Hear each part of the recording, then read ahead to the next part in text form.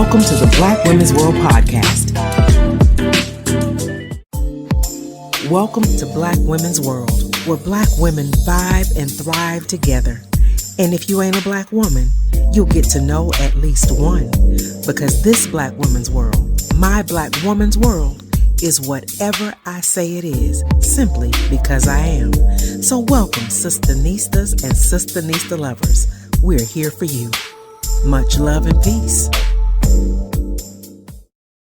Well, good morning, everybody. Again, I am TracyMac, host of Black Women's World Podcast and pastor and chaplain at Peace Place. I am so grateful for you all this morning. The last time we got together as Peace Place, we talked about what have you survived, and we had some great testimonials of surviving. And just this whole year, I have been posing the same questions. What do you see in 2023? And when those questions, or when that question is posed, it calls me to look at other questions. If I got to say what I see in 2023, whose eyes am I using? What else will I use to see? Can I use my other senses? We talked about cross training our spiritual senses, being able to hear with our eyes and see with our ears. And though it sounds crazy, it makes sense, because even when we talk about faith is the substance of things hoped for, the evidence of things not seen. So sometimes you have to go through life. Faith, you can't see it, but you go ahead and do it. And so talking about what we survived, talking about what do we see, how do we hear, who is in our circle, who is in our community, and what that looks like. And I'm thankful for everybody listening this morning in Peace Place, for you all being in my community. But what I want to talk about or share today, and we'll discuss later together, is user agreements.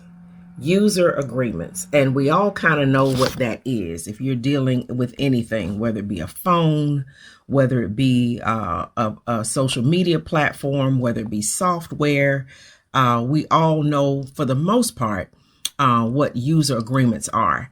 And just in case, just for the sake of continuity, a user agreement is a legally binding contract between the software author and an end user.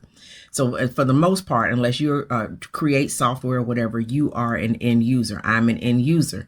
And so the end user license agreements, they're enforceable as long as it's clear that it is a contract and both parties can understand the term. Now, y'all know some of these contracts we have read and read over the years, the language in them, you got to go to law school sometimes to be able to understand what they're saying.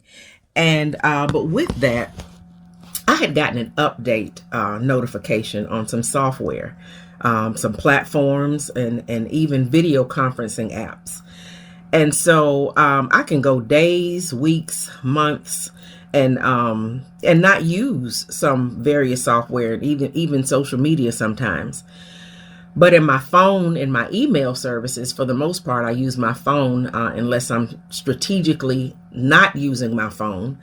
For the most part, I use it at least once a day, even if it's listening to music, if I'm talking to somebody, sending a text, and your email services. We use the software when we watch television now. If you don't have old school cable, if you're using apps to watch television, or if you use a Fire Stick, all the time you're getting these updates.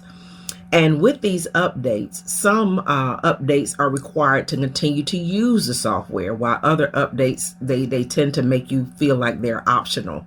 But without updating, you don't get the optimum performance or the outcomes. And a lot of times they will send these force updates where the updates on your end, you have to, right? And then with that, they'll say update, and then it'll be this little thing that says user agreement. And most of us don't read it. When we first got the app, we may have read it. Or when we did an update 10 years ago, we may have been aware of kind of what the things are. But for the most part, a lot of times we haven't read it, we forgot what it says, and we're not aware. And in particular, I want to read one to you because now we're in the age of AI, and somebody was telling me the other day about somebody wanting to offer a talk about the church and AI. Let me tell you, church, the horse is already out the barn. ain't too much the church gonna do with AI. And because of the age we live in, when you walk in a store, you're on camera. When you're driving down the street, there are cameras all along the highway and all in the local streets at the stoplights. Sometimes I remember somebody I know got a ticket because they got caught on camera. And so we have cameras everywhere. When you go to the doctor's office, they're always getting you to sign your HIPAA form, sign to get things to update. Do you allow people to know that you're in the hospital? Those privacy forms. We got somebody on here that is their job is to keep people's information private. So when you go to the doctor, not only your HIPAA form, but can somebody come to the desk at the hospital to see if you're in there? You can opt out of that. You can opt out if you're faith. You can opt for a chaplain or clergy to be able to visit you.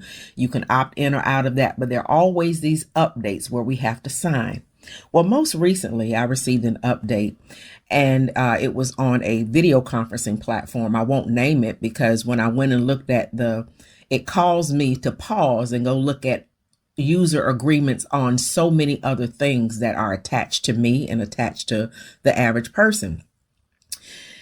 And I began to read it, and I'm going to read one of them to you. And it says, permitted use, customer content. We may redistribute, publish, import, access, use, store, transmit, review, disclose, preserve, extract, modify, reproduce, share, use, display, copy, distribute, translate, transcribe, create derivative works, and process customer content. In accordance with this agreement, and as required to perform our obligations under this agreement in accordance with our privacy statement as authorized or instructed by you, as permitted or required by law, for trust and safety purposes, including monitoring and enforcing our acceptable use guidelines, or to protect the rights, property, or security of our platform, its end users and customers to the public, including systems and networks, agree to this. Part 2. You agree to grant and hereby grant this platform and perpetual worldwide, non-exclusive, royalty-free, sub-licensable, and transferable license and all other rights required or necessary to redistribute, publish, import, access, use, transmit, and it goes on and on to repeat what it said earlier. And I began to think about what all of that means. Basically, they own you. And I'm not trying to spark fear because I'm taking us somewhere that's a beautiful place to be. They're basically saying if you use this platform, this service, this email, this social media platform, this Fire Stick, these smart TVs, these use agreements are embedded, and once you turn them on or enter, it's automatic. Sometimes you don't even have to check a little box anymore. And what drew me to that was an author that I'm aware of, and I've read one of her books. Her name is Jane Friedman. And Jane Friedman has several books out, and many of us who authors, there's another author here in Peace Place, and myself, and many of us read. All of us on Peace Place, we read, and I'd like to call myself an avid reader. And so when I began to look at what was happening with Jane, she has books on Amazon, but she had been contacted by one of her fans or loyal readers that said, I had no idea you had new books out. And she said, I don't have new books out. And they said, yes, you do on Amazon. So Jane went and looked, and there were new books with her name on the front cover and that she had never written. And so she said, after going back a few times with Amazon on this issue, I was notified the books would not be removed. based on the information I provided that I did not write them. Since I do own copyright in these works, but AI has since removed the trademark, and I'm not sure what can be done. As of today, there are about half a dozen of my books being sold on Amazon with my name on them, and I did not write or publish. Some huckster generated them on AI. What allegedly this huckster did was take her existing books that she did write and go and run them through AI and section them off into subject matters, and then reproduce individual books based on those subjects and used her name. But because she did not generate those books, that person is getting the royalties. And so I began to think about many people with our intellectual property, just how you think, what you think about. There's been years I've been writing between songs and poetry and books and curriculum and voiceover information. And my intellectual property, I've secured it well using copyright. I can go back to 1984 when I first submitted copyright for one of my poems and a song, all the way through this year, where I have things trademarked. My TracyMac is a trademark, SistaNista, and where you get your copyright, you do trademarks, you have all kind of things that protect your intellectual property. And so when I began to discuss this with some people with some legal minds, and also a person on here who I consider my spiritual father and my natural father, I thought about it, and a fear hit just instantly. And I said, oh my goodness, they own. And so one thing we have to believe is that anything that people offer for free, when it's free, you're the product. When it's free, you are what's being bought, sold, or manipulated. And if you think about everything I just said, and it makes your heart beat a little fast, I understand. If you think about everything I just said and it makes you feel a little uncomfortable in your humanity, I get it. Because no one wants to get used, be it the user or the one being or getting used. And in my humble opinion, I think there's a difference between getting used and being used. And the difference to me is when you're getting used, to me, that's someone or something taking advantage of you or taking you for granted. But rather being used is giving consent. And when the conditions change, the other party makes you very aware of them and allows you room to decide if you want to continue with a relationship. And so when I thought about the different things in our lives that we have user agreements with, not just technology and social media and televisions and phones and email accounts, but what is your user agreement with yourself? Have you given yourself perpetuity for you to make sure that you are being used by God and not getting used by unequally yoked relationships? What is your user agreement with yourself? Your user agreement with your immediate family? Your user agreement with extended family? Or even your user agreement with friends? Because sometimes people will play the victim. When you establish a user agreement, sometimes that means boundaries. And sometimes people will play the victim to your boundaries. They'll feel hurt because what you desperately need most from them is for them to give you yourself. Those parts of yourself that they can't, couldn't, won't, or don't. What's your user agreement with your community? In our Peace Place community, what's our user agreement with each other? So we make sure we're being used, not getting used. What's your user agreement with your traditional style church or other organizations? What's your user agreement with your acquaintances, your career, your job? What's your user agreement with time or money? And when I begin to look at the ultimate, which far exceeds And I said, save the best for last. What is your user agreement with God? With God, as God, in God, for God. What is your user agreement with God? Because, baby, when you have a user agreement with God, you cannot be used by anything else ever. Because when you say, God, use me, the position has already been filled and can't nobody else use you outside of the will that God has preordained and predestined for you. So they can have these user agreements. They can use artificial intelligence to have a fake us. They can take our words and manipulate them. They can put us in places where we weren't. They can use our images and make a likeness of us. But baby, they can never be you. That God in you, the Christ in you, the hope of glory, they can do whatever they choose.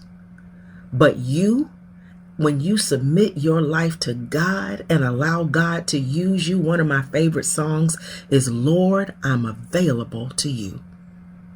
Use me, Lord, to show someone the way.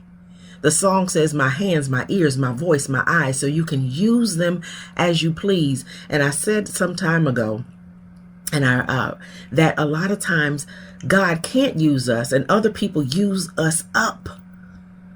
And we don't allow God to use us simply because we haven't emptied our storage. Simply because we come to God with excuses and baggage and stuff and reasons that don't make sense and don't really add up. But when we authentically say, God, use me, David said, what can man do to me?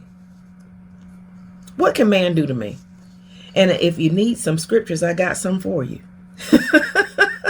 God hasn't given us the spirit of fear. That's 2 Timothy 1:17. David also, who the one that asked, what can man do to me? In Psalms 27, he says, the Lord is my light and my salvation. Whom shall I fear? The Lord is the strength of my life. Of whom shall I be afraid?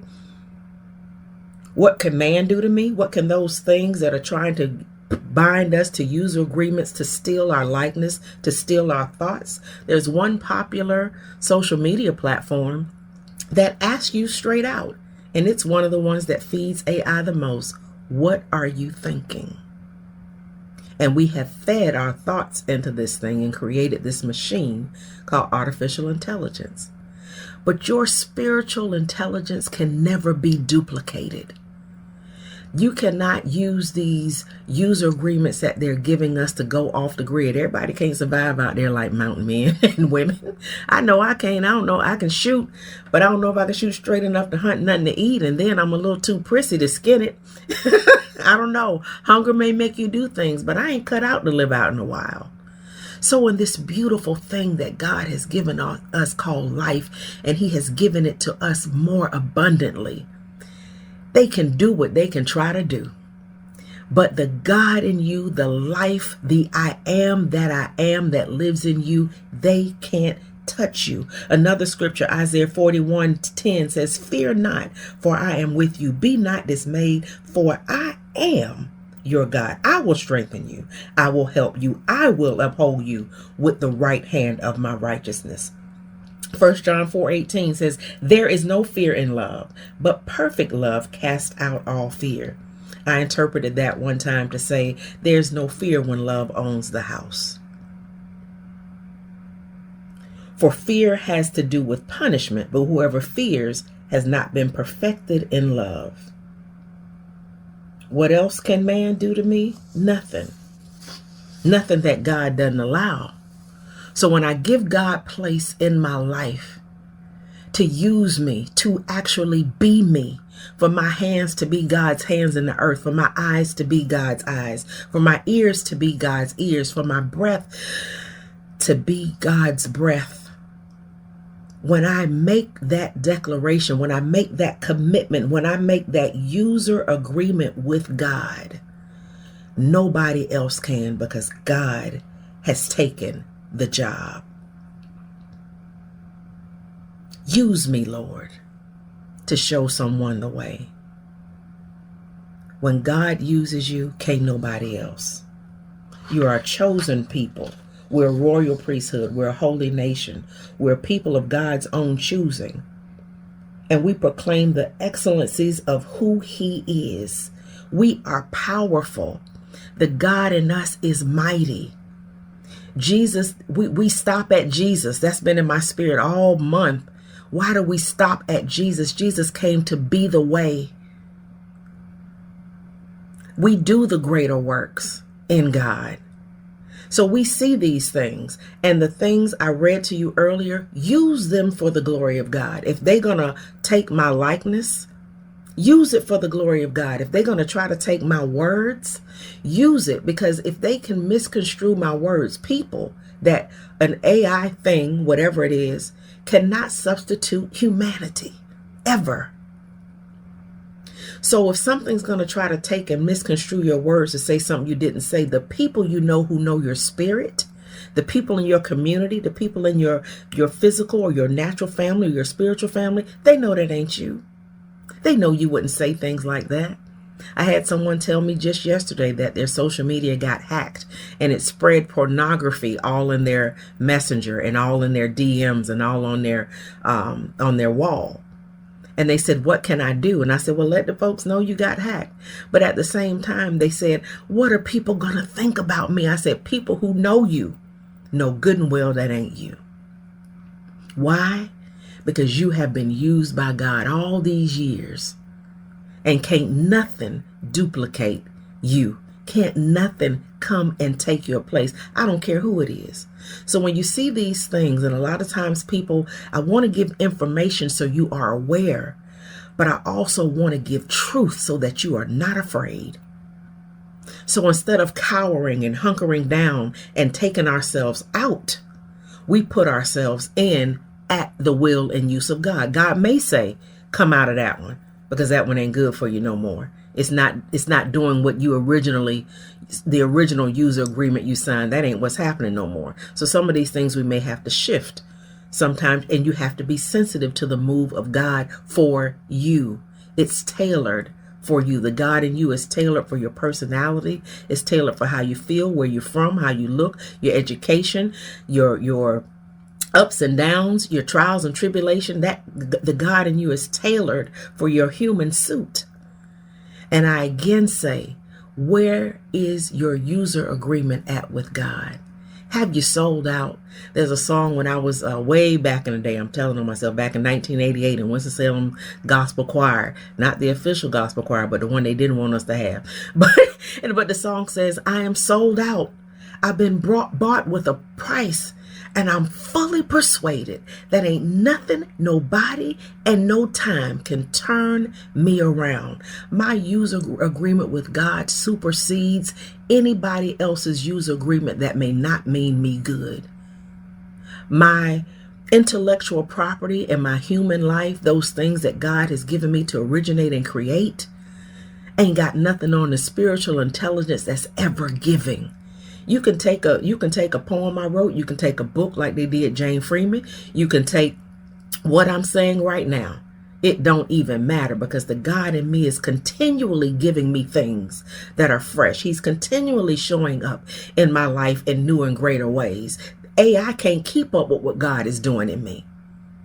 And so I just want to encourage you. You see these user agreements out there, they don't mean nothing in the light of your user agreement with God, in God, as God, for God, with us.